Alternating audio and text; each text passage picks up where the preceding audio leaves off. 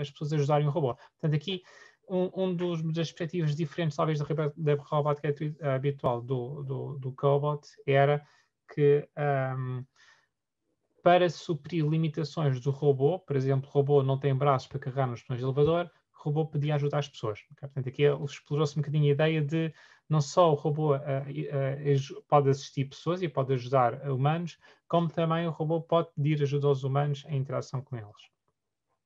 Bom, depois, posteriormente, quando regressei ao técnico, criei uma linha de investigação na área destes cobots e fizemos algum trabalho com, está aqui o cobot do ISR Cobot. Posteriormente, houve a oportunidade de trabalhar num projeto europeu que é o Monarch, em que se estudou robôs e interação social em ambientes de hospital e que se desenvolveu uma plataforma de RIAs com mais capacidade do que era o Cobot. O projeto foi bastante bem sucedido e uma das consequências foi a utilização da mesma plataforma num ambiente um pouco diferente, neste caso num ambiente doméstico. Okay? Portanto, o ambiente doméstico não é um ambiente estruturado e, portanto, há que tratar uma série de desafios interessantes, presença de pessoas, ambiente que pode não ser aquilo que estamos à espera, e aqui o foco do trabalho era a integração de um conjunto de capacidades de manipulação móvel, portanto temos um manipulador que é este braço em cima do robô, temos a percepção com a câmera, temos comunicação com o microfone, portanto, e como é que nós integramos isto para que o robô consiga fazer tarefas que integrem estas capacidades. Por exemplo, uma pessoa que está a precisar de assistência, está na cama, chama o robô vai ter com ela, pede para ir trazer um objeto qualquer, um copo de água, e o robô tem que se deslocar à cozinha para ir buscar o copo de água e trazer. Portanto, tudo isto envolve a integração de uma série de capacidades. Bom, e aqui, o que é que isto tem a ver com espaço? Isto tem a ver com espaço porque, estando a Estação Espacial Internacional tão limitada a nível de astronautas e estando o tempo deles tão ocupado com tarefas, podia ser interessante transportar esta ideia de robô colaborativo para o ambiente espacial. Portanto, aí nasceu a ideia do Space Cobot, que é, portanto, são ilustrações conceptuais de um robô free flyer. O robô free flyer significa que ele se pode mover em qualquer direção e sentido, portanto, tem 6 graus de liberdade, 3 de translação e 3 de rotação. Não tem, portanto, é aéreo, não tem que suprir a gravidade como temos aqui na Terra, portanto, o ambiente dentro da estação espacial é microgravidade e, portanto, tem outro tipo de locomoção e portanto, acarreta um conjunto de desafios que não encontramos nos robôs terrestres. Não é? Portanto, aqui foi o foco do trabalho em relação, portanto, robôs em colaboração com humanos, a transportar objetos no ambiente da estação espacial. A estação espacial lá dentro tem ar e, portanto, uma das formas mais fáceis de conseguirmos locomoção é através de hélices, é? Como os convencionais drones, com uma grande diferença que o drone na Terra, grande parte da sua energia está para conseguir estar a voar, é? Portanto, para compensar a gravidade, e isso, portanto, a compensação da força de gravidade acarreta um gasto de energia muito grande em propulsão. No caso da microgravidade, não temos e, portanto, temos de aproveitar isso e foi isso um bocadinho que fizemos. E, portanto, o Space Cobot foi uma plataforma desenhada de raiz aqui no ISR, por mim e por um conjunto de alunos. Está aqui o webpage, se quiserem saber mais informação, estão alguns vídeos. E, portanto, a ideia é usar o mesmo esquema de propulsão dos drones terrestres, do qual nós também já tínhamos alguma experiência, não pus aqui no slide, mas já houve trabalho anterior nisso. Só que, como nós não... nos drones convencionais, portanto, nos multirotores, em particular nos quadrotors, os 4 hélices estão paralelas. Estão paralelas porque grande parte da energia para compensar a gravidade e, portanto, dessa forma, quando o quadro está a fazer o hovering, né, está estabilizado, toda a propulsão é direcionada para compensar a gravidade. No caso da microgravidade, isso não acontece, não podemos fazer isto. O que nós fizemos foi, ok, então agora o que acontece se nós reorientarmos as hélices de outra forma qualquer? Em particular, uma limitação que os multirotores têm com as hélices paralelas é que quando precisam de se deslocar no plano horizontal, têm que se inclinar. E, portanto, a atitude destes multirotores está constrangida pelo movimento translacional, não é? Portanto, se nós quisermos que ele esteja estabilizado, ele tem que estar na horizontal. Se queremos que ele se desloque de um lado depois, ele tem que rodar para isso, não é? Portanto, nós em gravidade, então, podemos, não estando constrangidos às gélidas estarem paralelas, o que nós fizemos foi colocar um ângulo de inclinação nos rotores, e com isso nós conseguimos desacoplar o movimento de atitude do movimento de isolação. Eu tenho aqui uma pequena maquete que acho que se consegue ver. Okay? Portanto, isto é uma maquete impressa em 3D à escala pequena, e portanto temos aqui, não sei se consegue ver, estes ducts, portanto as hélices trabalham aqui, não estão paralelas, e com isto conseguimos produzir forças na horizontal sem ter que ele tenha que inclinar. E portanto, em particular, nós conseguimos mostrar que com esta configuração, com 6 rotores, conseguimos fazer os 6 graus de liberdade de força e torque. Portanto, conseguimos produzir uma força em qualquer uma das direções e um torque em qualquer uma das direções. E a pergunta seguinte foi, ok, mas qual é que será o melhor ângulo, não é? E, portanto, nós formámos isto com o plano de otimização e obtivemos um valor de ângulo que consegue a maior manovrabilidade, não é? Ou seja, o que acontece é que para uma determinada configuração e com um thrust máximo de cada hélice, e isso para cada direção vai haver uma força máxima que ele faz, não é? Portanto, se os hélices estiverem todos alinhados, a força máxima é na direção vertical. Quando nós inclinamos, a força máxima reduz na parte vertical, começa a ganhar forças, capacidade de força na horizontal. O que nós fizemos foi, ok, qual é que é a configuração que permite um maior equilíbrio de forças? Ou seja, isto em termos de áreas, nós queremos maximizar a força mínima que se consegue em qualquer direção. E isso dá um plano de otimização multicritério, porque nós podemos escolher ou maximizar a força ou maximizar o torque, e chegamos a uma configuração. Okay? Pronto, isso depois foi publicado num artigo em 2016 na Conferência Aeros, que é uma das conferências principais na área da robótica, em que explicámos o desenho e como é que nós chegamos a estes resultados. Depois, se quiserem saber mais, podem ver mais detalhes neste artigo. Pronto, a ideia também do desenho era ser um robô modular, em que se pudesse ter vários modos em que se encaixavam. Tinha também um docking port que se conseguia acoplar uns em cima dos outros, por exemplo, para carregar uma série deles quando não têm uso. E pronto. Bom, o que é que nós fizemos? Como é que nós temos testar isto na Terra? Portanto, na Terra temos de gravidade, não é? Como é que se testa a robótica para microgravidade? Na Terra tem que se arranjar uma forma de compensar a gravidade. Existem outras formas, existem as chamadas drop towers, não é? Que são umas torres em que se deixam cair uma cápsula e durante alguns segundos temos microgravidade. Existem também os voos parabólicos, que são aviões que fazem trajetórias parabólicas e que têm durante à volta de 30 segundos a microgravidade, só que 30 segundos não dá para fazer muito. Portanto, o ideal é mesmo fazer teste na ISS, mas mais sobre isso mais adiante.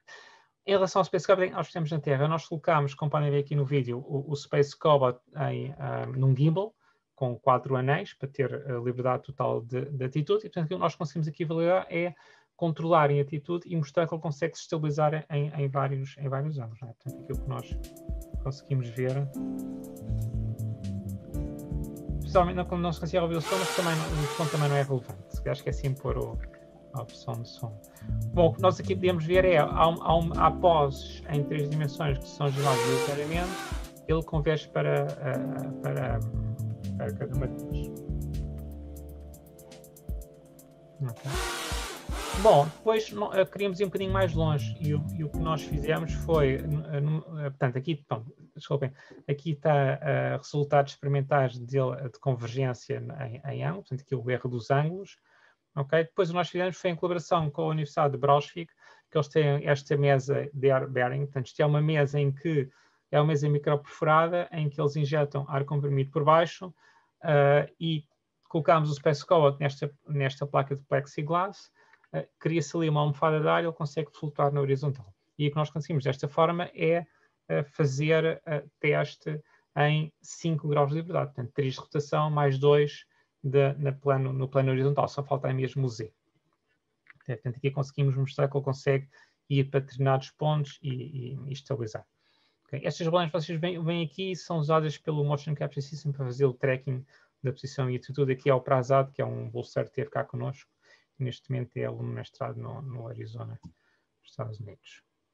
Pronto, eu se calhar vou saltar aos tais, portanto, tem a ver com a calibração da propulsão em open loop e os resultados do erro de posição nestes testes.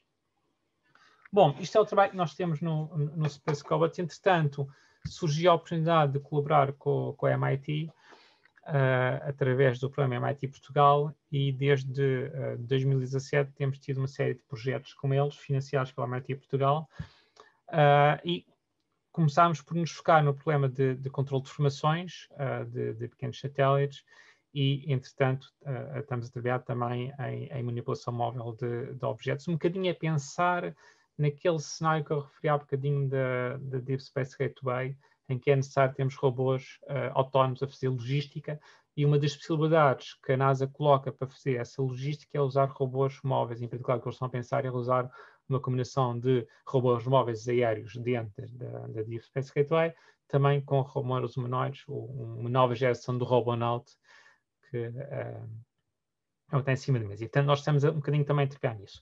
Bom, e o que é que nós usamos nesta investigação? Não tendo sido possível conseguir pôr o Space Cobalt na estação espacial, já existem robôs na estação espacial e, em particular, um robô móvel que esteve na estação espacial até ao fim de 2019, portanto foi colocado lá em 2006, é o Spheres, que é este que estamos aqui a ver. Portanto, isto é um robô cuja propulsão é baseada em CO2, portanto há aqui estas garrafas de CO2 líquido, pressurizado, e que depois existem aqui 12 thrusters, portanto pequenas aberturas que são comandadas eletricamente, que, ou quando são abertas, provocam uma força de reação em cada uma dessas direções, e sendo elas unidirecionais, com 12 conseguimos ter 6 graus de liberdade. Okay? E depois, este robô móvel, está aqui o Scott Kelly com 3 unidades deles, consegue-se movimentar livremente.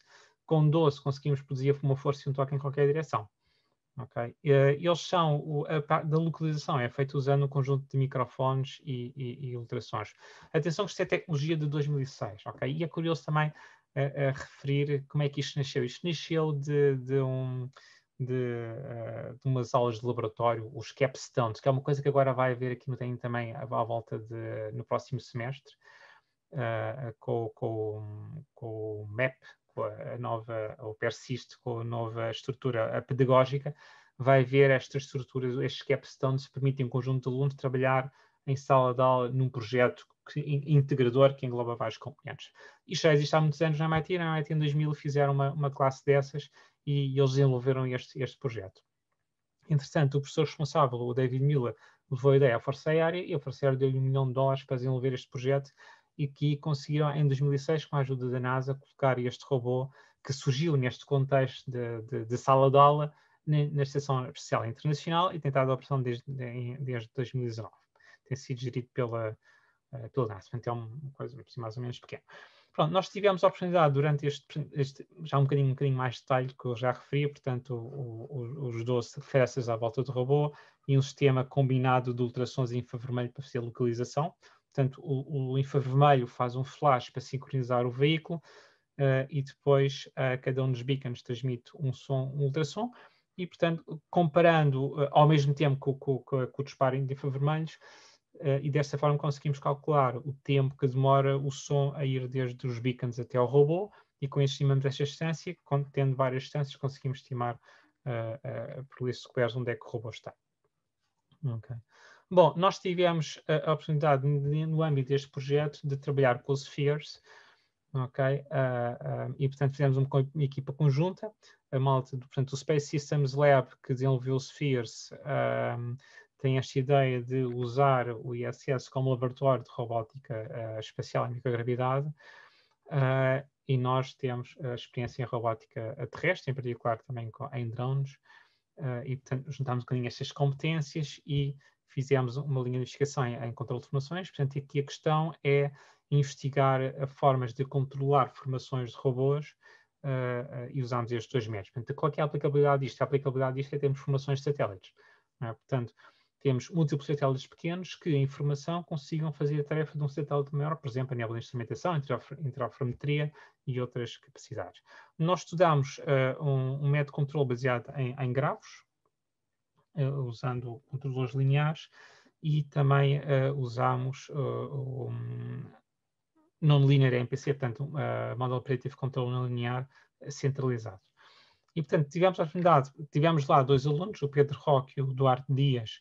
O Duarte Dias, entretanto, já se doutorou no programa EPFL e IST, em controle de formações na parte dos grafos, e o Pedro Roque, entretanto, é atualmente aluno na KTH doutoramento, e a especialização dele é sobretudo Model Predictive Control.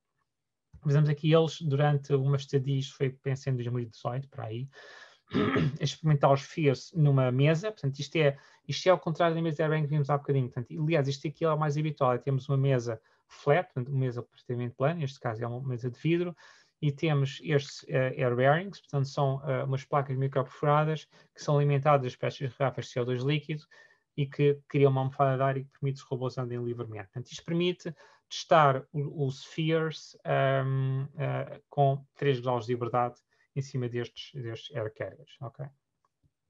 E vemos aqui o Bedrock muito cuidadosamente a carregar uma garrafa de CO2 líquido de um lado para o outro no laboratório. E aqui vemos, nós tivemos 3 sessões, esta foi a primeira sessão, em 2018, ou seja, foi uma sessão em que código desenvolvido por estes dois alunos, pelo Pedro e pelo Duarte, correu nestes robôs, nos Spheres, e tivemos a oportunidade de ver a microgravidade e as controles de funções a funcionar com a ajuda dos astronautas. Mas foi uma sessão de cerca de 6 horas, em que tivemos astronautas a dar alguma assistência, a colocar os robôs, em verificar que os dados estavam a ser bem colecionados, e fizemos cada um dos testes nessa sessão.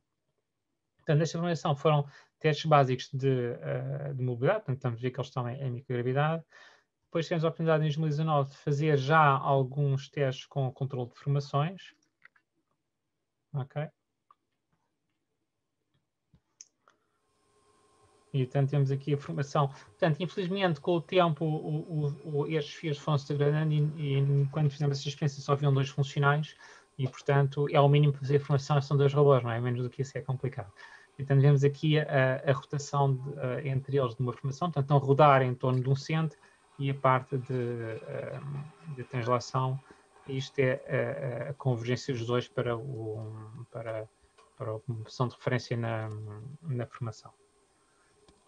Isto aqui são ainda testes, ou foram testes preliminares, ainda não, por exemplo, a parte do Model Predictive Control não estava totalmente funcional.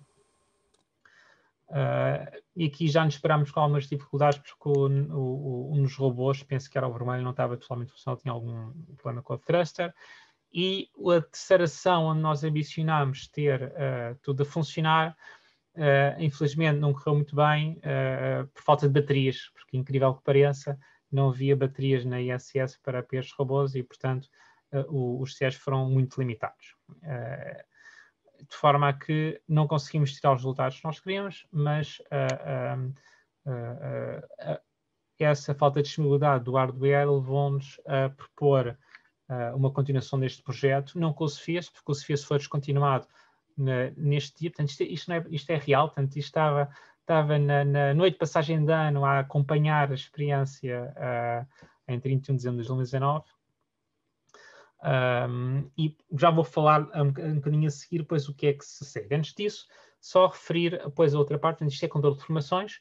Outra área que nos interessa também é a parte da manipulação de objetos, motivado inicialmente pelos problemas de ser necessário haver apoio logístico por parte de robôs na Deep Space Gateway.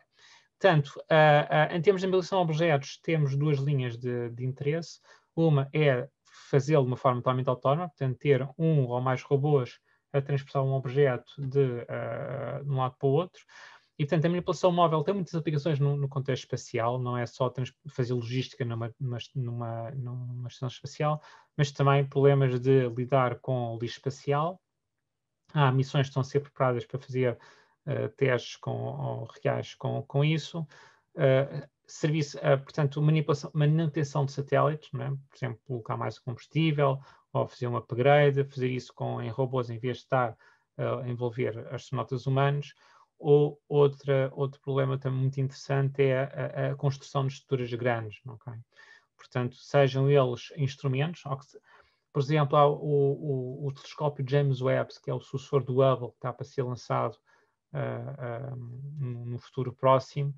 É um telescópio gigantesco que vai todo dobrado para caber num lançador, okay? E já está no limite daquilo que se consegue fazer com a tecnologia atual. Com a tecnologia atual de lançamentos não conseguimos lançar coisas maiores.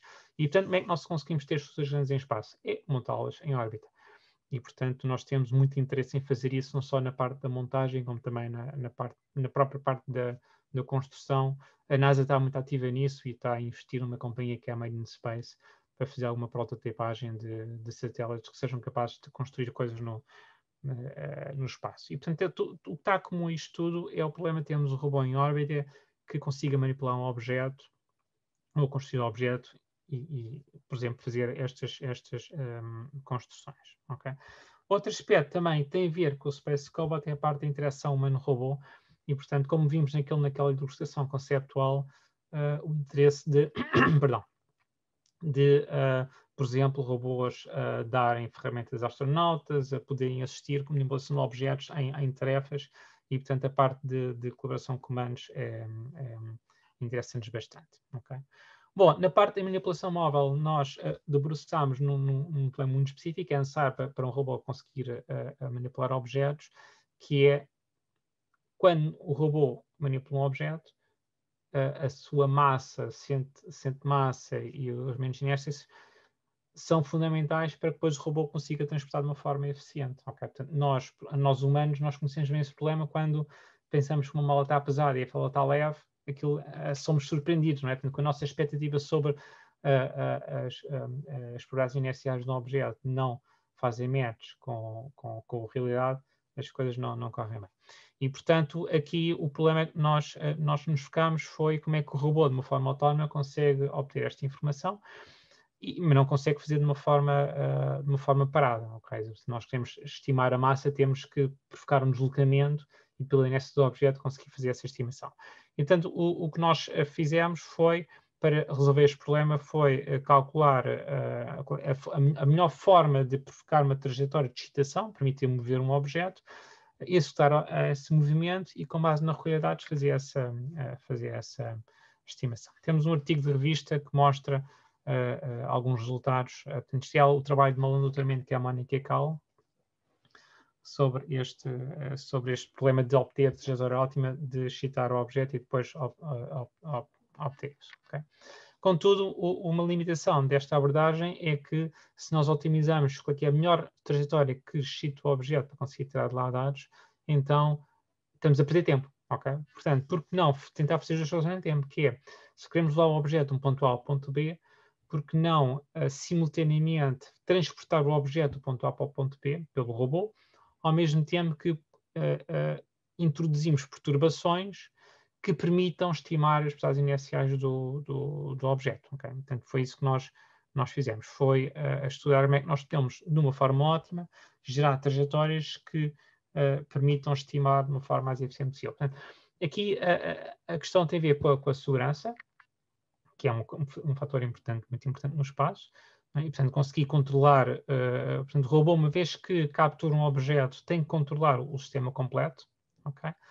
E conhecer esse objeto é fundamental para consiga fazer trajetórias com alguma precisão.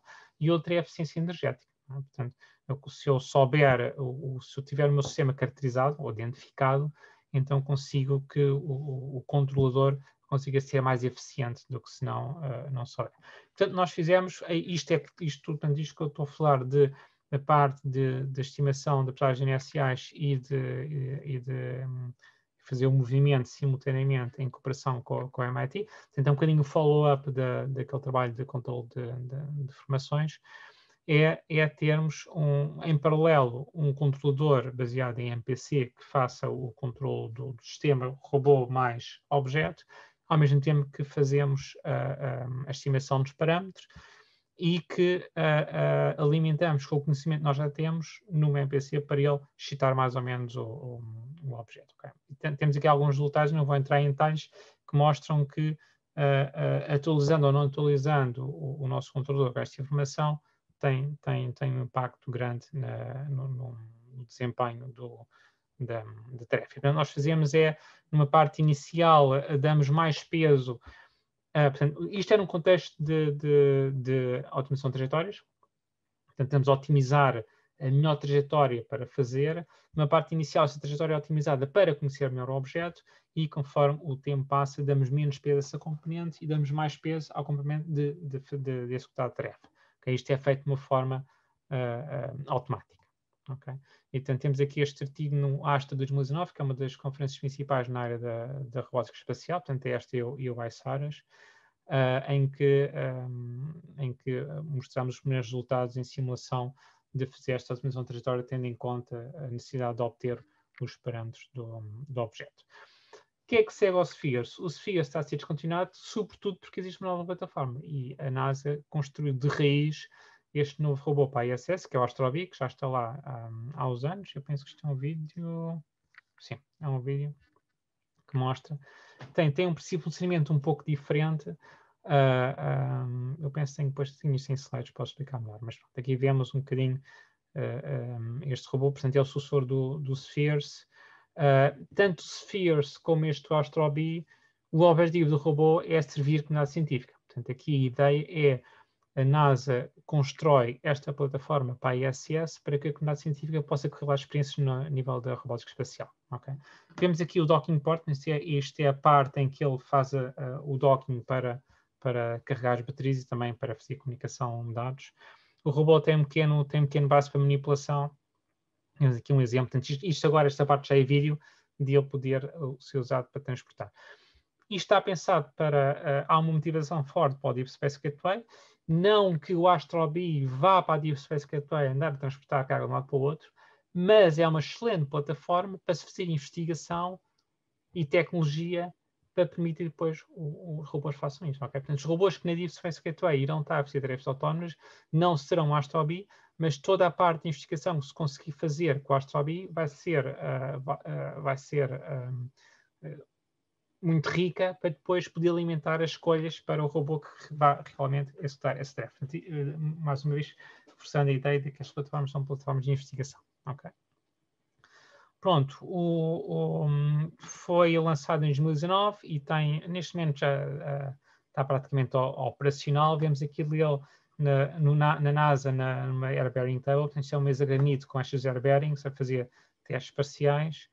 Okay. Ele é baseado, enquanto que o Spheres era baseado em nozzles com ar pressurizado, tinha um problema que era aquelas garrafas de CO2 líquido, ao fim de algum tempo gastavam-se, não se está a mudar, inclusive era preciso estar a alimentar a ISS com novas garrafas e, portanto, elas eram usadas na estação espacial, vinham para a Terra, a malta do MIT enchia-as e iam de volta para a ISS. Para o Astrobee decidiram fazer uma coisa diferente, que é ter aqui uma entrada de ar com uma pequena bomba, cria uma zona, uma câmara de pressão baixa, mas suficiente para que com 12 nozzles espalhadas estrategicamente pelo robô, abrindo e fechando com os chevos, ele consegue produzir uma propulsão no sentido ou no outro. Okay? Portanto, temos aqui, com estas 12 nozzles, elas abrem e fecham e controlando isso, conseguimos produzir uma força em toque em qualquer direção. Okay? O Astrobee, sendo uma nova geração, tem um touchscreen, tem uma ponta do laser, tem câmaras, aliás, tem múltiplas câmaras, não é? Tem a câmara de alta resolução, que é a Scientific Camera, que é para a ciência, para as experiências, tem uma câmara de profundidade para detectar obstáculos, tem uma câmara de navegação grande angular para fazer a localização. Portanto, enquanto que o Sphere estava restrito a um cubo onde tinha aqueles beacons de ultrassons, o Astrobee consegue deslocar-se em qualquer sítio, desde que haja um mapa. Portanto, o que se faz é usado SLAM SLAM visual para fazer o mapa da estação toda, e depois usando esta câmera, a matching das features, consegue fazer a localização. Tem aqui um sensor de optical flow para melhorar a sua estimativa de velocidade. Tem uma câmera para fazer o docking, naquele docking session que eu mostrei há bocadinho, e tem aqui uma câmera de profundidade que é usada para agarrar os corrimões. Portanto, aquele bracinho que nós vimos, ele tem um braço, não sei se aqui no slide, sim. Este braço não foi desenhado para manipular objetos. Se conseguisse usar para manipular objetos, tudo bem, mas os requisitos foram usados para o construir, foram eles agarrarem estes rows aqui, não é? Portanto, a ideia é, quando não tiver sido usado e não quiser ir para a estação de carga, ele poder agarrar-se com este braço neste corrimão e estar ali com despensio mínimo de energia. Caso contrário, tem que estar sempre atuado, porque dentro da estação espacial há sempre um fluxo de ar. É fundamental haver um fluxo de ar para não haver bolsas de CO2 e, portanto, esse fluxo de ar perturba o Astrobee. Ele se não tivesse agarrado nada, teria de estar sempre a gastar energia. Okay? Outra coisa interessante, não tem aqui nos desenhos, mas consegue-se ver aqui, este espaço aqui livre, estão aqui a ver, não é por acaso. Portanto, este espaço livre, há aqui um e aqui outro em cima, permite acoplar a payload da hardware. Mais uma vez, a pensar na comunidade científica. Portanto, quem quiser fazer experiências que requeiram hardware, pode desenhá-las, mandar para a estação espacial, acoplá-las aqui. Esta interface está pública. Aliás, todo o Astrobee está público. Existe um GitHub. Se forem a esta página do Astrobee, vão encontrar lá o GitHub. Tem os desenhos mecânicos, desenhos elétricos. E, portanto, quem quiser construir um Astrobee em casa pode fazê-lo. Tem lá a informação toda disponibilizada. Ok? E, portanto, existe aqui uma interface que permite, e existe já uma série de grupos de investigação a fazer estes acrescentos, estes payloads de hardware. Por exemplo, a Bosch tem um para localização de som. Portanto, aqui lembram-se houve há uns anos aquele problema em que apareceu um buraco na ISS, okay? Que é um bocado, é pequeno e, portanto, não trouxe consequências, mas isso é mais grave. E, portanto, uma ideia interessante é usar este tipo de plataformas para fazer inspeção e para identificar esse tipo de problemas. Nesse caso, era procurar o som, anomalias na estação espacial, e, portanto, a Bosch fez um payload que é uma rede de microfones para detectar isso e para perseguir. Existe também, Stanford está a trabalhar num braço melhor do que este, com um gripper tipo Gecko. Portanto, existe algum trabalho para fazer este hardware adicional. Ok. Bom, nós estamos a trabalhar para usar o Astrobee no contexto da celebração MIT Portugal. Isto é possível via Estados Unidos, é evidentemente impossível via Europa. Via Estados Unidos é possível porque o Astrobee é equipamento norte-americano. O ISS é um laboratório nacional. A CASIS é uma entidade que fornece, que suporta as ciências destas experiências, okay? Portanto, não são os investidores que andam a pagar à ISS para fazer experiências, portanto, há este meio todo de investigação que permite financiar todo este trabalho e, obviamente, só quem está nos Estados Unidos é que consegue fazer esta candidatura à CASIS, e os nossos parceiros da MIT fizeram essa candidatura e conseguimos ter uma renovação da grant. Nós tínhamos uma grant CASIS para o Spheres, foi renovada agora para a Astrobee, com o intuito não só de finalmente conseguir realizar aquelas experiências de controle de formações agora com a Astrobee. Claro que já passou muito tempo e estamos a pensar em coisas mais sofisticadas de usar, por exemplo, MPC descentralizado, e também parte de fazer algum daqueles testes de transporte de carga para no Astrobee. E, portanto, nós fizemos uma campanha de ground testing na NASA no ano passado. Está aqui a Mónica, em conjuntamente com o Keenan Albi, que é aluno de doutoramento no MIT, o Dor Bryce, que é pós-doc, e um velho amigo, que é o Brian Colting, que está na NASA, que eu já conheço desde isto, o mundo é pequeno. O Brian teve na CMU e tivemos os dois juntos a trabalhar no Cobot da CMU. Entretanto, ele foi para a NASA e agora voltamos a juntar. Ele tentado a trabalhar connosco nestes projetos com a Astrobee. Portanto, ele foi uma das pessoas que esteve, sobretudo na parte de desenvolvimento de software do Astrobee. E, portanto, conseguimos validar algumas das nossas coisas neste ground testing e estamos ansiosamente à espera que este ano consigamos ter a oportunidade de correr algumas das nossas coisas no Astrobee real, lá em cima na ISS. À volta de junho é a data que está preliminar. Claro que agora a pandemia veio trazer um bocadinho uma perturbação, mas em princípio temos essa grande case, dá-nos duas sessões. Vamos ver agora como é que corre a seguir. Então, temos este póster no eScires. Este póster é focado nestas experiências, mais na parte dos desafios, como é que se consegue pôr um MPC não linear a correr no AstroBee. E durante as experiências percebemos que fomos o primeiro grupo a nível mundial que conseguiu correr algoritmos de controle baseados em modo predictive control no AstroBee, com níveis de performance muito interessantes. E pronto. Agora, fazendo agora passando para outra parte, retomando um bocadinho uma das ideias que falei há bocadinho, que é a manipulação de objetos conjunta. Este é o trabalho de uma aluna de mestrado de aeroespacial, que é a Diana Fernandes, que desenvolveu algoritmos para fazer o handover do objeto. Ou seja, o problema é o humano tem um objeto na mão e quer passá-lo para o robô. Ou vice-versa, o robô tem um objeto e quer passar para o humano. E, portanto, há três fases. No caso, por exemplo, do robô passar um objeto humano, há a fase em que o robô tem um objeto, há a fase em que o objeto é assegurado simultaneamente pelos dois, e depois há uma fase em que o robô larga e a pessoa fica com o objeto. Isto foi um trabalho focado na parte do Human Factors, qual é que é a forma mais confortável de fazer isto, e tanto para testar isto, o que nós fizemos foi usar o simulador do AstroBee, que temos aqui a ver, que é um simulador realidade virtual. Isto é baseado no Gazebo, portanto este é um simulador de física. O simulador é desenvolvido pela NASA e também está no GitHub. Qualquer pessoa pode ir lá e correr o simulador em casa. E o simulador simula fisicamente, inclusive o software que corre nesse simulador é flight software. É software que corre no AstroBee, que está na Estação Espacial. Portanto, o simulador é extremamente fiável para que possa ser usado para validar os algoritmos que correm no AstroBee real. Okay? E, portanto, aqui vemos uma experiência. Portanto, o que é que nós temos que explicar isto? O que nós fizemos foi colocámos uma mão em realidade virtual, ok? Esta mão replica a posição dos dedos do operador. Neste caso, esta é a mão da Adriana. Está aqui um Leap Motion, que é um sensor que consegue estimar como é que estão as nossas mãos, articulação a articulação, e o que faz é replica a configuração da nossa mão no robô, ok? E, portanto, isto dá para... estão a ver que desloca-se sincronamente. E, portanto, isto é um caso em que o robô pega no objeto, leva o objeto à pessoa.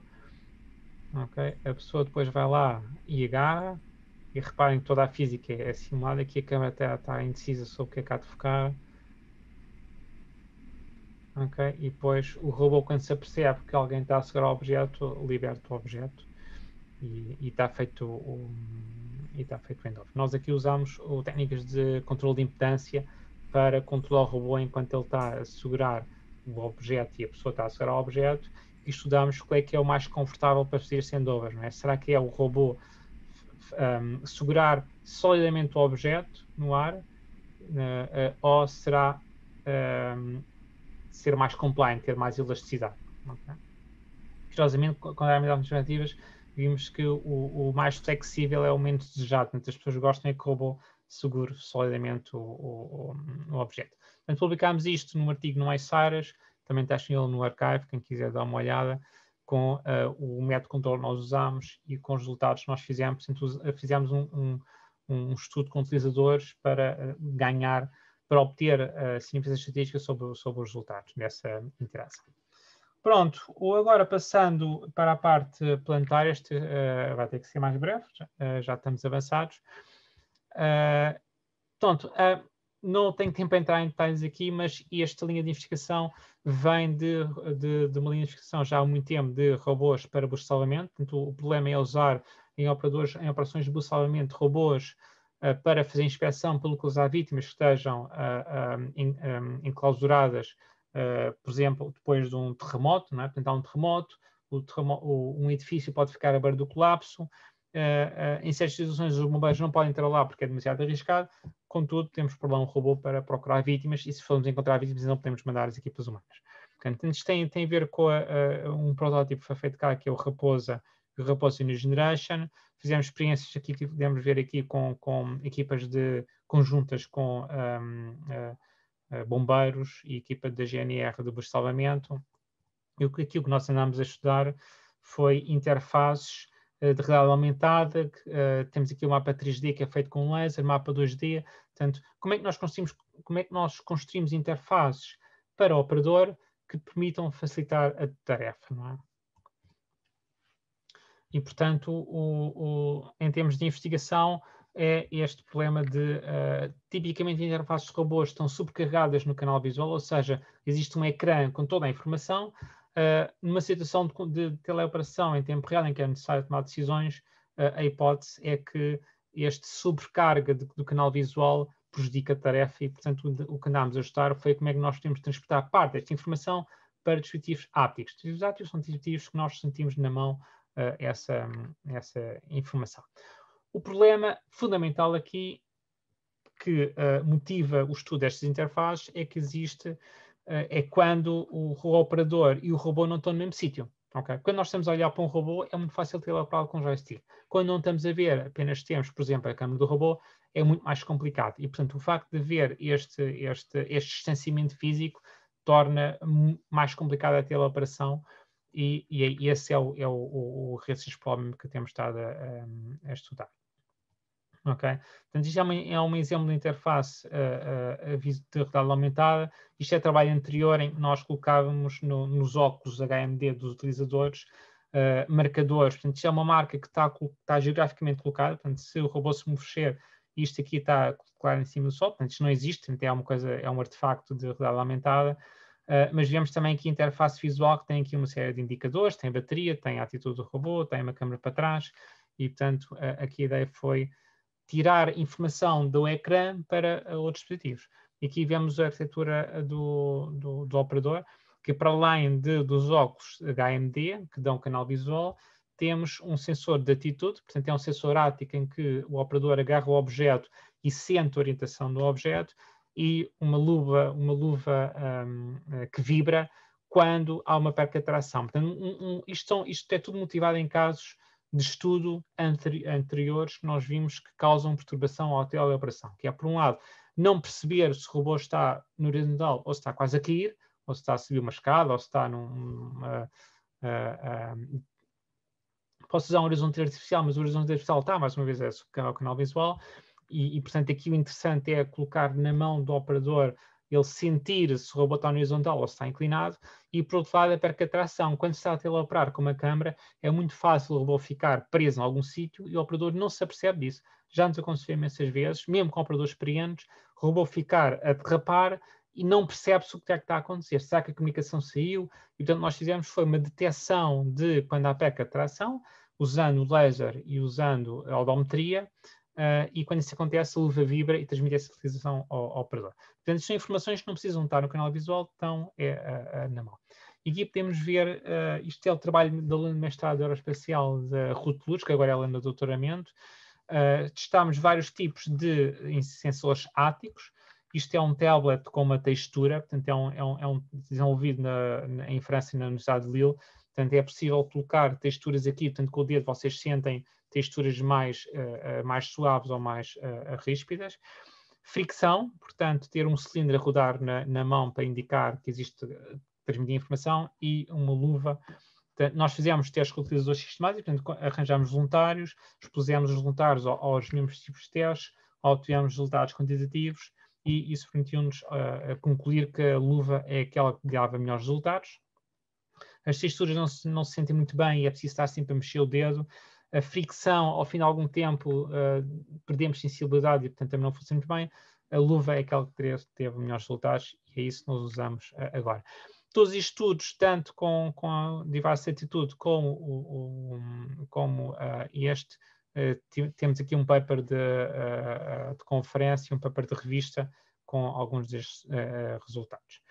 Este é o device de atitude, portanto, após algumas iterações de desenho, convergimos nisto, portanto, isto é uma handle que a pessoa agarra, não é? Atenção que a pessoa não faz força, a pessoa coloca lá a mão e deixa o dispositivo rodar à vontade, ok? Portanto, a ideia não é a pessoa controlar, isto não é um joystick, isto é ao contrário do joystick, que é a pessoa tem a mão morta, ok? E sente o device a mexer. Portanto, o device tem aqui um handle, tem aqui um servo neste eixo e outro servo naquele eixo, e nós transmitimos a atitude pitch e roll, o yaw não interessa para aqui, mas transmitimos o pitch e o roll para estes dois servos e conseguimos replicar na mão essa atitude. E está aqui um artigo que mostra os resultados que nós obtivemos. Portanto, que o Rogério é aluno do doutoramento com este device. Entretanto, neste momento, estamos a fazer um estudo de longa duração, infelizmente agora interrompido com a pandemia, com várias corporações. Portanto, estamos a fazer testes no terreno com o robô, com corporações. Força Aérea do Montijo tem uma equipa como é que se chama? Diffusing de bombas, portanto, a detectar as bombas e de armadilhá-las. Temos uma equipa de salvamento da GNR para busto de salvamento. Temos também os bombeiros dos Mensapeadores de Lisboa e, portanto, até a pandemia nos ter parado, andámos a fazer estudos com estes utilizadores. Todos eles são diferentes. Por exemplo, esta malta da Força Aérea, da base de Montijo, penso que é da Força Aérea, agora fiquei na dúvida. Enfim, são uma força militar que fazem esta desminagem, têm experiência com robôs e, portanto, é interessante ver como é que alguém que tem experiência na teleoperação de robôs se trabalha com esta interface diferente da habitual, que é muito diferente das interfaces habituais. E temos malta como os bombeiros e a GNR que não está habituado a usar robôs e, tanto assim, conseguimos ter informação de uma população diversa.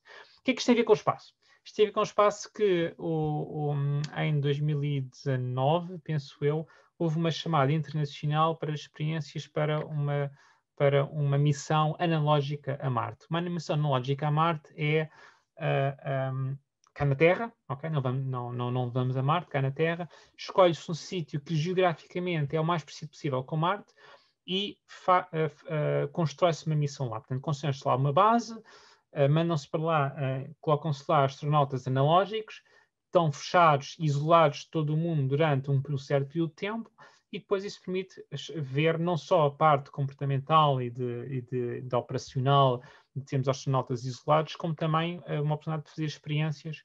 E, portanto, isto é uma missão analógica a Marte, era para decorrer em 2020, agora foi adiada para o fim deste ano. Irá decorrer neste deserto em Israel. Temos aqui estas fotografias, portanto, muito parecido com Marte. E temos aqui algumas imagens daqui. Este é o João Lousada, que é um aluno do técnico de aeroespacial, que entretanto foi trabalhar para a ESA e é Flight Director do módulo Calambas da ISS, e que é também astronauta analógico nesta organização e vai ser o comandante desta missão analógica a Marte. E, portanto, basicamente, para além de todos estarem fechados, tem a comunicação com a base, tem o mesmo delay que tem a comunicação entre a Terra e a Marte, que é à volta de 10 minutos. Portanto, existe uma base existe uma base em Innsbruck, na Áustria, que isto é coordenado pela agência, uma agência austríaca. Portanto, existe uma base que é o centro de operações em Innsbruck. Há uma comunicação com 10 minutos de latência com a base que está em Israel e que tem lá os astronautas e todas as experiências.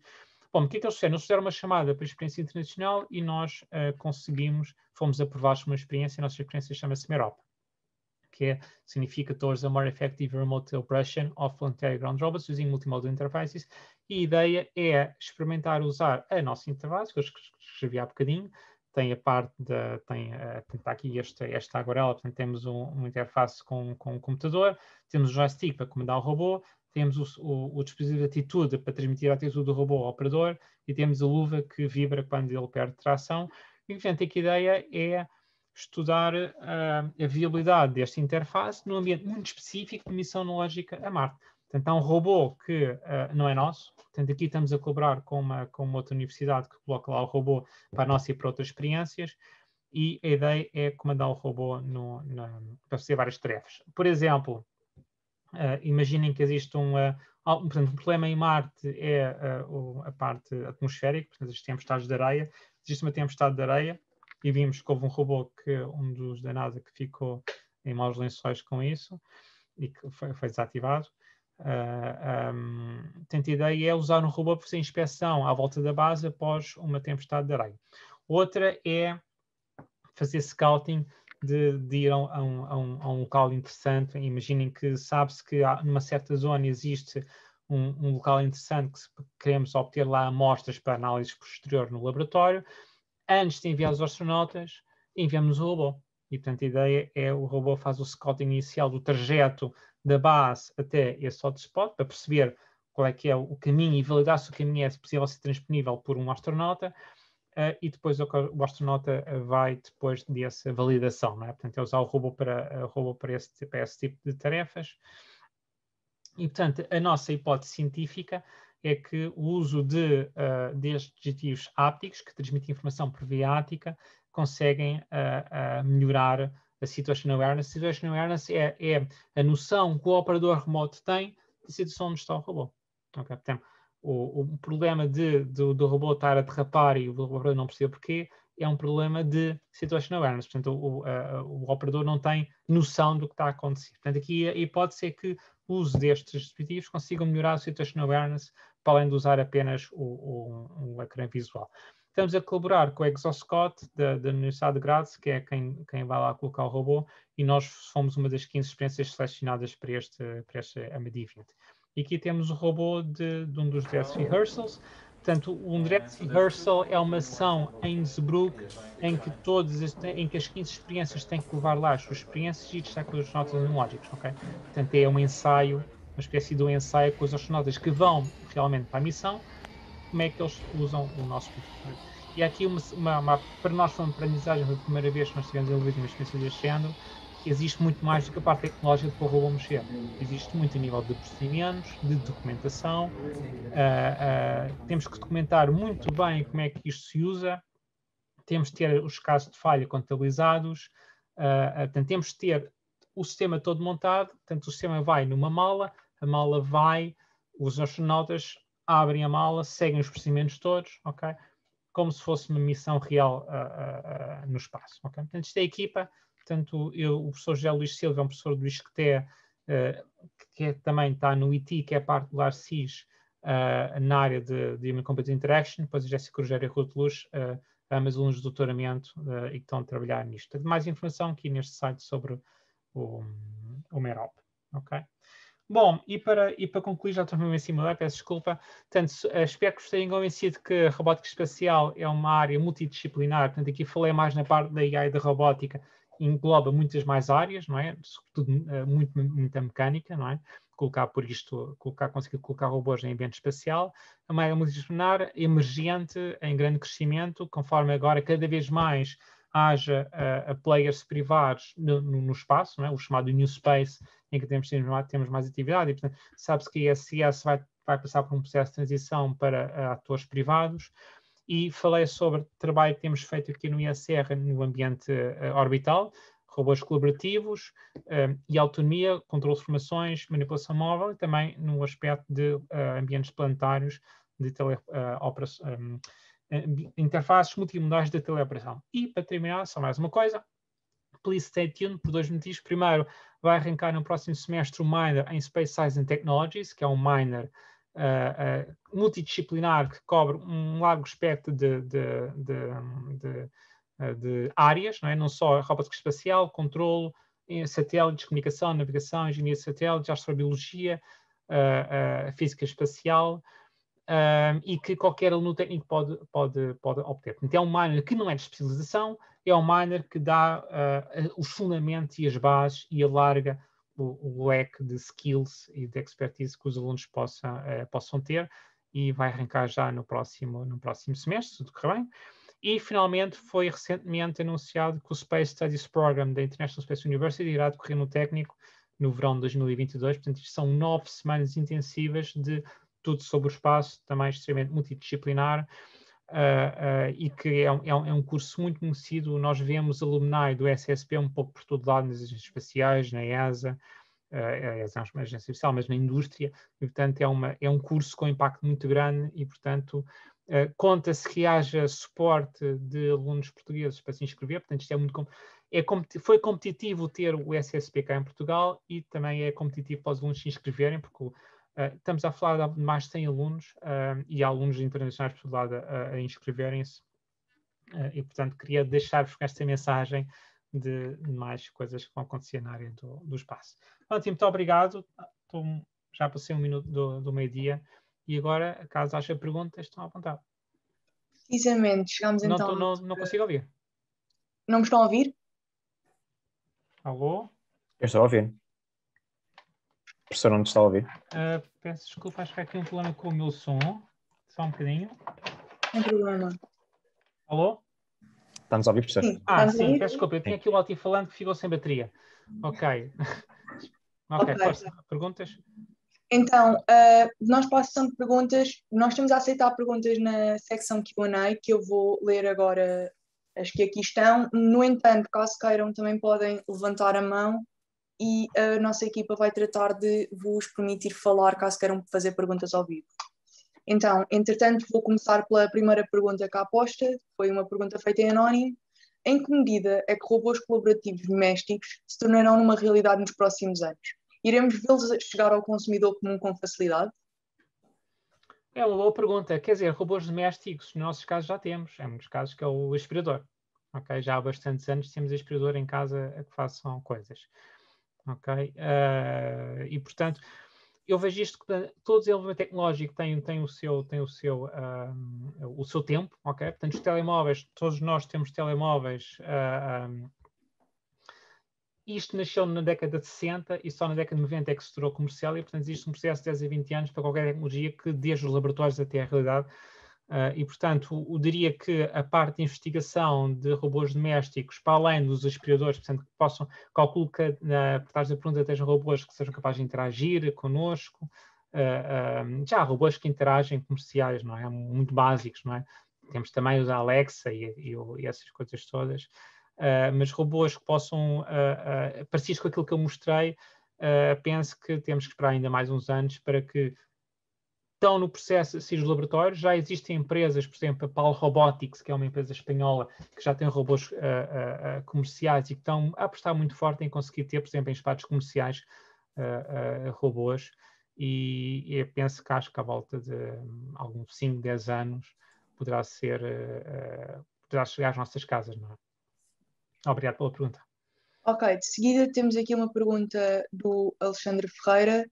Como é que vocês combatem o momento angular indesejado? Ou seja, se o robô usa hélices para movimentar ar e movimentar-se no sentido, como é possível anular esse momento angular gerado pelas hélices? E neste seguimento, os robôs que usavam CO2 na propulsão não seriam prejudiciais para as pessoas na ISS devido ao aumento da concentração de CO2? Ok, obrigado pela pergunta. Portanto, a primeira parte da pergunta é que tudo é modelado.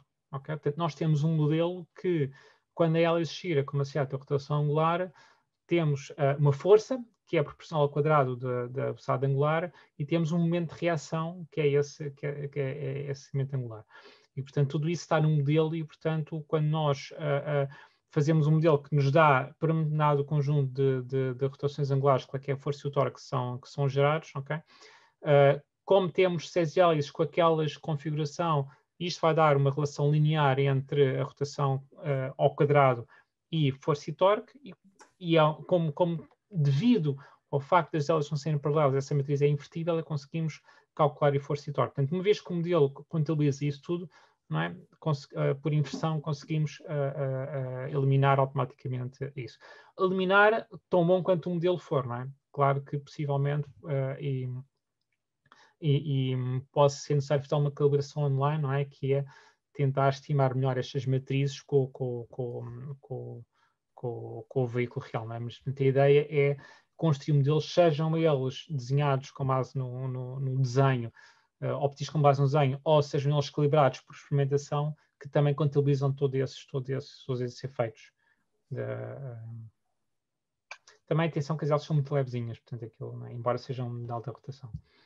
Ok, de seguida temos também a pergunta... Desculpa, havia uma outra questão que era em relação ao CO2, exatamente. Aquilo é mínimo, CO2, a quantidade de CO2 que aquilo gera, que são nodulos muito pequeninos, aquilo andava muito devagar. Não sei se repararam, os vídeos estavam acelerados. Okay? Aquilo anda mesmo muito devagar. Aquilo funciona em PWM, ou seja, aquilo vai dando uns pulsos, uns pfs. Okay? Há ali outro problema que é como aquilo usa microfones para se equalizar, ou abre o muzzle ou ouve os microfones, e portanto aquilo era tipo uma vez por segundo, abria os nozzles muito, portanto aquilo é, comparado com a respiração humana, isso é absolutamente desprezável. Ok, então a próxima pergunta é do Pedro Anastácio. Seguir a área de mestrado em sistemas em engenharia mecânica pode ser um bom caminho para envergar por esta área? É assim, praticamente qualquer engenharia, portanto, a formação no técnico é extremamente vasta para que as escolhas não os limitem. Portanto, aquilo que eu costumo dizer aos alunos é sempre, pá, escolham a área, o ramo, o curso que os motiva mais, porque isso, no técnico em particular, não os vai restringir em nada o vosso futuro profissional. Se estamos a falar nível de investigação, começa-se por mestrado, doutoramento e já tive alunos de mecânica portanto, sim, com certeza que sim. Ok, de seguida temos também uma pergunta da Carlota Santos, que é: o que é mais difícil de gerir? Gerir robôs ou gerir pessoas? São ambos difíceis, não é? Assim, quando estão os dois à mistura, é o mais complicado, não é? Que é a relação dos humanos com robôs, não é? Ou seja, robôs autónomos, não é? Não conseguimos, se conseguimos mudar o ambiente, consegue-se fazer algumas coisas, não conseguimos modelar, não conseguimos mudar humanos, mas eu diria, não há resposta, não é? Quer dizer, não há comparação. Então, às vezes olhamos para os robôs e epá, é mesmo teimoso este. E às vezes as pessoas passam, parece um robô. Também temos aqui uma pergunta que foi feita em anónimo, que é: a pessoa começa por dizer obrigado pela palestra. Em termos de controle, quão mais vantajoso é o controle analógico com o utilizador versus um sistema autónomo? Há operações que são só possíveis com um operador? Autonomia pelo operador. Sim, com certeza que, quer dizer, com o estado atual, não é? Com o estado atual do conhecimento, ok? Aquilo que se consegue fazer de forma totalmente autónoma é limitado. Ok? E, portanto, a teleoperação surge quando, de facto, ou os robôs não têm capacidade de fazer determinadas tarefas, no sentido lado, não é? Por exemplo, a nível de exploração, não é? A exploração do espaço, o humano tem que estar sempre lá, porque toda a parte científica que não é possível codificar, embora haja muito trabalho a nível de fazer com que sejamos sempre rovers autónomos que sejam capazes de ter algum critério científico na procura de sítios, não é? Há certas tarefas em que o humano tem que estar sempre lá com aquilo que se conhece. Por outro lado, há outras tarefas que é bom conseguir libertar o humano por uma série de motivos, não é? Portanto, sobretudo os argumentos habituais, não é? De repetibilidade, precisão, poder funcionar 24 horas por dia, não é? E, portanto, no fundo, há tarefas que mais apropriadas para um e para o outro. Portanto, a ideia é também libertar os humanos dessas tarefas. Entretanto, vou passar para uma pergunta ao vivo da Clara Onofre. Não sei se estaria disponível para ligar também a câmara. Sim, sim.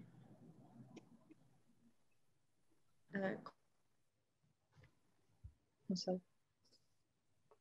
Já vejo aqui o retângulo da Clara. Sim, sim, Clara, agora já já pode tenho a ver ver. em princípio. Ok, agora já vejo. Bom dia. Dia. Um bocado no seguimento da resposta que deu há bocado, acha que vai ser possível alguma vez se os robôs serem somente, ou seja, gerir a estação espacial somente com robôs, sem qualquer tipo de contacto humano? Esse é um dos objetivos para a Deep Space Gateway. É ver períodos, portanto, não expliquei em detalhe, portanto, Deep Space Gateway vai estar na órbita da Lua, portanto, a ideia da Deep Space Gateway é assistir no programa Artemis da NASA a retorno de humanos à base da Lua, portanto, vai ser uma estação que vai estar numa órbita muito, muito interessante, que é uma órbita que passa muito próximo da Lua, vai estar muito tempo afastada, está sempre em permanente contacto, o desafio tecnológico que é de fazer transporte de astronautas de cá para lá, existe o objetivo específico da NASA de ter robôs totalmente autónomos dentro da Space Gateway para, por exemplo, quando chega uma spacecraft, uma nave com carga, para descarregar na Space Gateway, que essa descarga seja de uma forma totalmente autónoma com robôs. Portanto, esse é o objetivo. o que se fala no meio é alguns uma combinação entre robôs Free Flyer tipo Claustro-B, mas com mais capacidade, e robôs humanoides para fazer isso. Portanto, isso é um dos objetivos. Estamos a falar de uma coisa a muito longo prazo, não é? Estamos agora ainda a tentar, a humanidade a tentar fazer lançadores para voltar à Lua, que é uma coisa que se fez na década de 60 com o Saturn V, e que não temos essa tecnologia ainda, não é? Está o SLS e a SpaceX, a SLS da NASA, a tentar fazer isso, não é? Estamos a falar de coisas de muito longo prazo, não é? E obrigado pela pergunta. Obrigada pela resposta. Entretanto, temos aqui mais uma pergunta por escrito do Diogo Quadrado, que pergunta: o que é mais limitante, o software ou o hardware dos robôs? Depende muito do ambiente, não é? Depende muito do ambiente. Na área espacial, tudo o que é fora da estação, o hardware é muito complicado. Okay? Portanto, todos os desafios, desde a radiação é um dos maiores dores de cabeça na robótica espacial fora da estação espacial. Dentro da estação espacial, ali há algum shielding e, portanto, os requisitos que é preciso ter para um robô da estação espacial são muito menos agressos do que cá fora. Tem de fazer uma missão em ambiente espacial é complicado, e mesmo no nível planetário vi todos estes desafios, não é? A parte de software a fronteira do conhecimento está, de facto, uma das fronteiras está na parte da autonomia, não é? Portanto, já se consegue fazer muita coisa. O Perseverance agora em Marte vai ser capaz de fazer uma navegação autónoma, ok? Mas não muito mais do que isso, não é? Mais uma vez, é que o problema também no software, tal como no hardware, existe aquela pipeline, né, daquilo que se faz em investigação hoje só será operacional daqui a 10 ou 20 anos. Aquilo que a Perseverance está a fazer a nível da navegação são coisas que foram já estudadas há muitos anos a nível da robótica móvel. E, portanto, ambos têm desafios próprios, digamos assim. Ok, temos mais 3 perguntas, mas pronto. O Afonso Dias pergunta: com os 10 minutos de delay, estamos a falar que a duração em média para uma dada operação ou movimento, por exemplo, tirar análises ao solo ou algo do género? Sim, obrigado pela pergunta. Eu se calhar não fui muito claro nisso, que é quem vai estar a operar o robô nesse caso da missão lógica no Amadi 20 vão ser os astronautas, e portanto aí não há delay entre o operador e o robô. É o tempo que demora a conexão wireless, estão perto um do outro, não é? A comunicação de 10 minutos é com o centro de operações, portanto não vai ser durante a operação do robô, vai para seguir os procedimentos e, portanto, nem sequer 10 minutos nem sequer é prático para fazer o acompanhamento e interação com os astronautas durante a missão. Portanto, os astronautas vão ter, durante o AMD 20, vão ter um horário muito limitado. A nossa experiência vai ter ali um slot de X horas para trabalhar, e durante esse tempo os astronautas estão completamente autónomos com a interface e com o robô. Portanto, no caso do AMD, os 10 minutos não... E 10 minutos é um tempo de latência que é muito complicado operar um robô, não é? Portanto, no caso de Marte, não é? O robô anda um bocadinho para a frente, depois, passar 10 minutos, vão lá ver o que é que se passou, e, portanto, tem esses desafios todos. Contudo, a parte de latência é uma parte que nos interessa bastante, temos de trabalhar nesse sentido. Em particular, a tese de doutoramento da Bluetooth é focada nisso, não a nível de 10 minutos, mas uma duração mais curta, que é o seguinte problema. Espera-se que, num futuro próximo, na Lua tenhamos robôs que não são de agências espaciais. Ou seja, há várias empresas no mundo, a Astrobótica, a iSpace, são empresas que querem ter robôs na Lua. Okay? E o problema é que são empresas que não vão ter astronautas lá e, portanto, vão ter que ter lá para os robôs da Terra. Daqui para a Lua estamos a falar de alguns segundos de latência, só que esses segundos de latência são suficientes para fazer uma disrupção total, por exemplo, naqueles intervalos que eu referi há bocadinho. Portanto, o áptico deixa de funcionar por mais de alguns milissegundos, mas em 10 milissegundos o áptico deixa de ser efetivo. Portanto, nós andamos a estudar como é que nós conseguimos teleoperar robôs que estão na Lua a partir da Terra. Okay? E isso envolve esse desafio ainda em aberto, não é? Que é o problema de latência. Nós lidamos com latência e queremos teleoperar o robô. Okay. Obrigado pela pergunta. Ok. Temos também aqui uma pergunta do João Marques, que pergunta quão importante considera a exploração espacial e o que o motiva mais para continuar neste ramo. Isso é essa é uma excelente pergunta. Pá, eu sempre fui motivado pela fronteira do conhecimento, não é? A nível societal, não é? Portanto, onde é que está? Existem muitas fronteiras de conhecimento, pá, na Terra, os oceanos estão muito por explorar, não sabemos o que é que se passa lá por baixo, a nível da biologia, e uma dessas fronteiras é o espaço, que sempre me interessou. Que é como é que nós conseguimos isto pode parecer um bocadinho questão científica, não é? O Elon Musk falava há uns anos do multiplanetary species, não é? Portanto, quando nós olhamos para a história da humanidade, não é? Desde as aldeias, não é? Os descobrimentos, que aí Portugal teve um impacto muito grande a conseguir, pelos descobrimentos, expandir e fazer a ligação marítima para a Índia e para muitos outros sítios, os polos, o subaquático, portanto, existe esta motivação natural dos humanos de explorarem, de irem um bocadinho mais além. Neste momento, onde é que está a nível de exploração, onde é que estão as fronteiras? Continua os oceanos a serem uma fronteira, mas também o espaço, ok? E, portanto, isso é um cenário em que a robótica, acredito, tenha um papel muito importante, porque é muito complicado ter humano nessa fronteira. Portanto, acredito que haja, devido à motivação natural humana de explorar, e reparem como a exploração trouxe ganhos qualitativos societais à humanidade, okay? Sempre que ela se expandiu, ela cresceu, não é? E podemos ver o caso português, não é? O Portugal se tornou, e o trauma que é para Portugal ter deixado de ser um dos países topo, não é? Como falava o filósofo Eduardo Lourenço, não é? Que isso nos traumatiza inconscientemente até aos dias de hoje. Okay? E penso que há essa fronteira de exploração e acredito que daqui a umas décadas tínhamos que nos expandir para outros planetas. Ok, a próxima pergunta é do Rafael Rodrigues.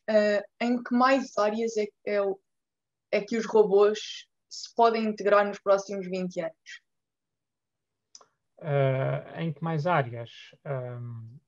Há imensas.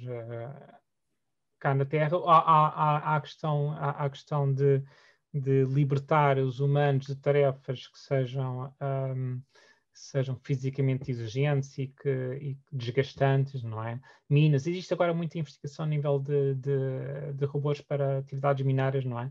Tirarmos as pessoas das minas, que é um trabalho absolutamente horrível, não é? E a agricultura também, conseguir um bocadinho com o objetivo societal de colocar as pessoas com tarefas, não é? Que as motivem mais que para além de andar a apanhar fruta, não é? Nada contra, antes pelo contrário, não é? Aliás, eu pessoalmente gosto muito de agricultura, mas todo esse trabalho, a robôs acho que têm um papel também, nesta área da exploração, de conseguir ir onde nós não conseguimos pôr humanos. Se quiserem saber mais, se vocês há uma entidade que é a EU Robotics, que representa toda a comunidade da robótica europeia. Eles têm um roadmap para a robótica para a próxima década e quem quiser saber mais estão lá identificados. Então é um levantamento muito exaustivo de várias áreas da sociedade em que a robótica pode ter um papel importante. A parte médica, estou a puxar pela memória, portanto teria sido injusto para alguma área em que não me esteja a lembrar. Ok. De seguida tenho também uma pergunta uma pergunta anónima. Falou em MPC não linear. O MPC é implementado totalmente online ou aplicam explicit MPC para fazer o controle? Se é feito online, o quão computacionalmente intensivo é o processo? Há algum limite de tempo para permitir ao robô efetuar a computação? E isso traz problemas de controle? Obrigado desde já. Sim, isso é uma excelente pergunta. Portanto, a minha área não é desenvolvimento de controle, portanto, nós usamos controladores e, portanto, usamos toda a teoria de controle para isso. E o que nós temos estado a usar a nível de controle não linear em MPC são ferramentas e a nível de tempo real o que se faz tipicamente deve ser uma coisa que é o RTI, que é enviar, portanto, basicamente o MPC é um plano de otimização em tempo real por cada instante que é necessário gerar uma atuação, ok? E esse método RTI o que faz apenas um passo de otimização. Porquê? Porque de instante tempo a instante tempo o plano de otimização é muito parecido e o ArmStart permite colocar o Optimizer muito próximo da solução. Portanto, as ferramentas que estamos a usar tipicamente usam uma técnica que é sequential squares, que o quadratic programming, perdão, o sequential quadratic programming, o que faz é a convexificação do problema linearizando, ok? E fazem um passo de programação quadrática, por cada instante tem que atuar. Isso, aliado ao facto de as geometrias são tipicamente muito esparsas, isso é explorado pelos solvers, e, portanto, conseguimos ter a performance em tempo real. A nossa estratégia tem sido haver aqui duas camadas, e vir uma camada de otimização de trajetórias que otimizam um percurso grande, ok? E que exploramos em outros trabalhos também, colocar outros critérios, para além deste que eu falei, de fazer trajetórias mais informativas. Podemos ter outros critérios, obstáculos, não é? Lidar com obstáculos, e já a trajetória com uma taxa de refrescamento mais conservadora, mais baixa, okay? E depois essa trajetória ser seguida por um MPC de baixo nível que faça então faça no fundo esse seguimento trajetório, que é uma coisa que a trajetória é gerada e pode trabalhar com horizontes de tempo mais pequenos. Obrigado pela pergunta.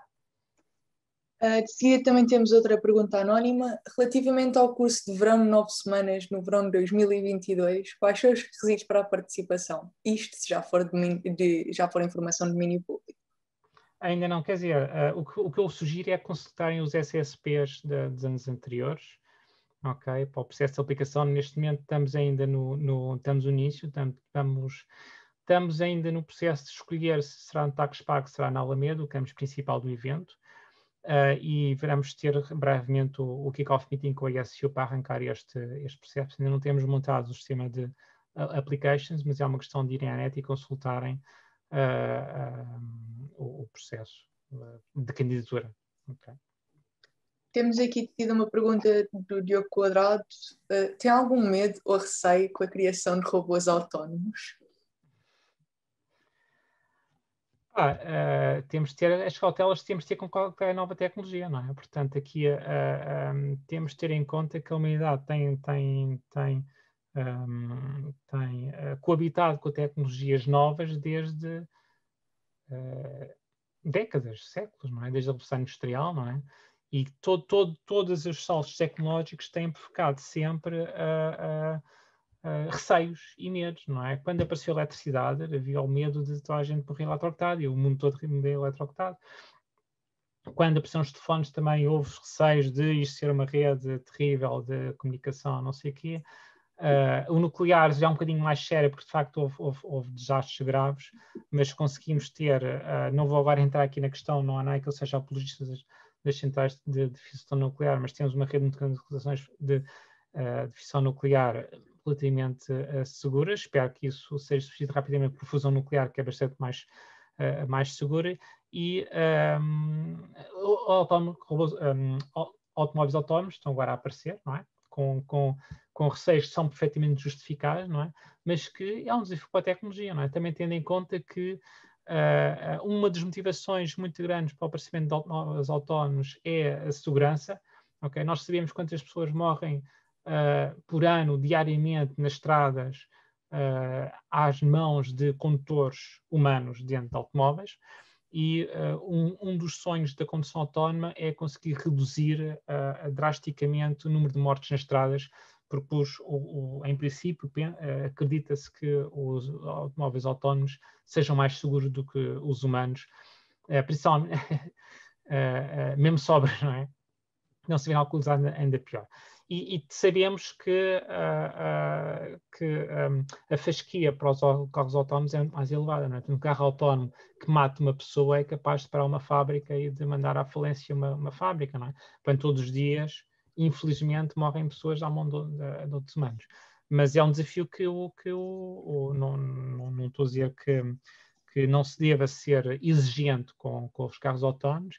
É um problema ético muito grande que não tem solução. Não sei se alguém tem solução para um carro autónomo que mata alguém, de quem é que é a culpa. Okay? É um desafio que a humanidade vai ter que lidar, mas não podemos chegar agora com medo. Agora, não é? Temos é que olhar com frontalidade para os desafios e tentar ultrapassá-los, mesmo com a robótica. A robótica não é segura. Há uns anos houve uma pessoa que acho que foi na Europa que morreu com braço robótico, que pronto, aí os braços robóticos estão enjaulados, não é? Portanto, mas se uma pessoa entra dentro da jaula e há ali um problema qualquer de software, o robô, pronto, tem esses perigos. E há um grande movimento para tornar os robôs seguros. Okay? O Baxter é um caso de um robô que é desenhado para ser seguro, para trabalhar ao lado de uma pessoa e não aleijar. Existe a DLR, tem trabalhos interessantíssimos sobre um robô com uma faca na mão, em que a faca em cima da pele da pessoa, eles conseguem mostrar que a faca não fere a pessoa. Okay? Portanto, existe muito trabalho para tornar os robôs o mais seguros possíveis. Ok, e tenho aqui a última pergunta, que não sei sequer se o professor consegue responder, que o Francisco Anguita diz: obrigado pela palestra. Estou interessado no minor das Space Sciences, mas algumas das cadeiras já aprendi nos 2 anos que estive no ISTC-SAT. As restantes cadeiras podem ser cursadas individualmente ou fazem parte do pacote do minor? Tanto quanto eu sei, podem ser tomadas individualmente como optativas, ok? Mas se forem, portanto, aquilo é uma oferta de 18 SCTS no total, portanto, há 2 cadeiras obrigatórias e as outras são opcionais. Quem fizer 12 SCTS desse leque de cadeiras, as obrigatórias são a mecânica orbital e são a física espacial, quem fizer 12 SCTS vai ter no seu certificado que fez o minor em, neste caso, Ciências e Tecnologias do Espaço. Okay? As outras cadeiras são cadeiras novas, estão disponíveis, quem quiser tomá-las livremente pode fazê-lo, qualquer uma delas. Ok, então eu creio que já não temos mais perguntas, infelizmente. Queria agradecer ao professor em nome do Fórum e de toda a equipa do Mecanismo por ter aceito o nosso convite e ter dispensado um pouco do seu tempo para vir aqui falar connosco e dar o seu testemunho. Queria também agradecer a todos os participantes por também terem cá vindo dado o seu input. Entretanto, caso queiram, também temos todas as nossas outras atividades de Mecanista a decorrer, como a feira de empresas, roundtables, workshops, e também fiquem por aí porque às 2 da tarde temos a Ella Podmore, da McLaren.